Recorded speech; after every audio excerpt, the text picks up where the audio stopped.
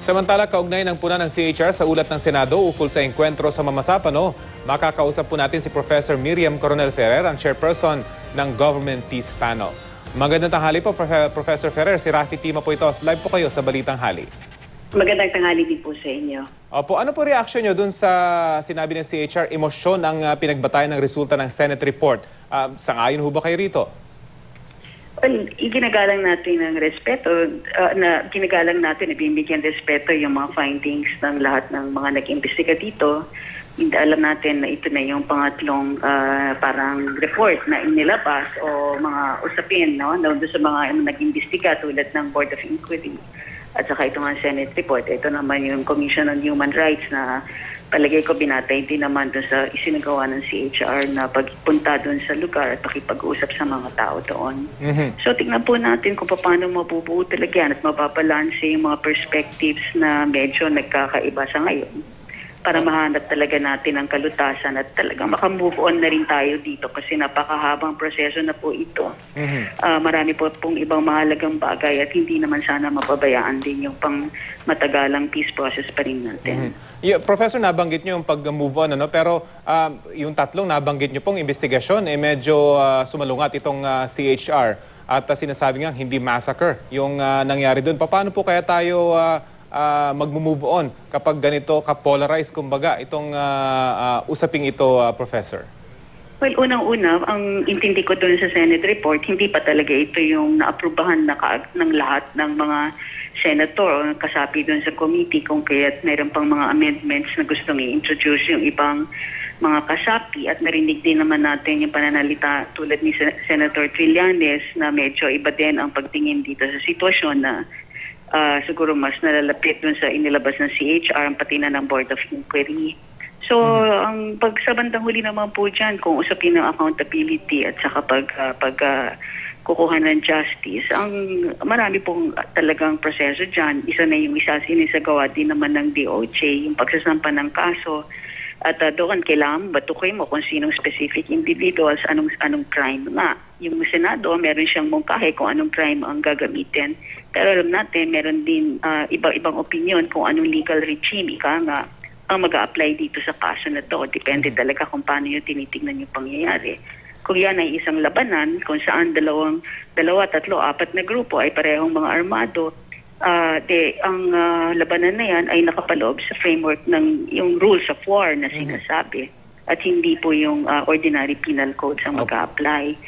So ganun pa yung mga tanong at ang maghuhusga po dyan in the end in terms of filing cases ay yung Department of Justice. Professor, may sinabi din po ang CHR na alam ko naaayon din po sa mga matagal na nyo sinasabi mula nung mag-umpisa itong mga investigasyon na ito kung saan binalaan nila yung ilang senador dahil sa pahayag na walang senseridad umano yung MILF sa usapang pangkapayapaan na Professor. Yung binabanggit yata ni Chairman Eta Rosales doon ay yung patungkol sa kung paano tinitignan sa United Nations at saka sa iba pang mga lugar itong ating isinasagawang peace process sa MILF.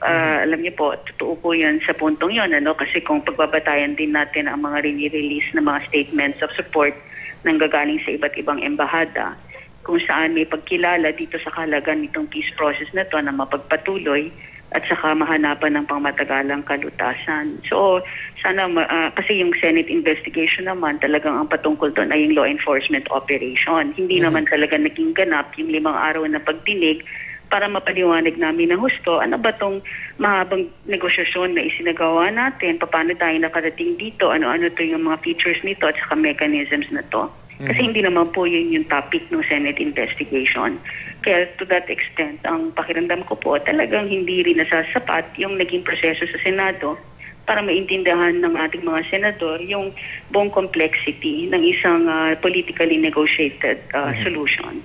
Panghuli na lamang, Professor, kumusta naman po yung team ng GRP, yung mga peacemakers ika nga, matapos nga itong Mamasapano encounter at yung sinasabing nalalagay na sa peligro itong usapang pangkapayapaan. Kumusta po kayo, Professor?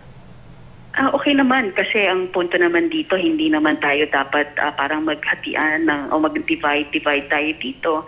Kailangan po natin ang suporta ng lahat kung kaya't kami po ay patuloy na makipag-engage sa ating mga senators na mas maintindihan pa at malaman talaga yung laman ng comprehensive agreement at gayon din dito sa provisions ng Bangsamoro Basic Law. Huwag naman sanang masayang. Halimbawa, yung isingawa na ng House of Representatives na halos 40 public hearings. Kung hindi naman nila itutuloy yan, ibig sabihin, uulitin lahat yung buong proseso na yan sa susunod na Kongreso pagdating ng 2016. Gayon din sa Senado na nag-umpisa na ng kanilang mga public hearings. So, maganda po talaga na magsama-sama po tayo ulit, magkaisa na maglabas ng isang magandang batas mula dito bilang kabahagi ng pagtataguyod dito sa ating prosesong pangkapayapaan. Okay, sige po. Maraming salamat. Professor Miriam Coronel Ferrer, ang Chairperson ng Government Peace Panel. Magandang tanghali po sa inyo. Magandang tanghali din, Rafi. Maraming salamat.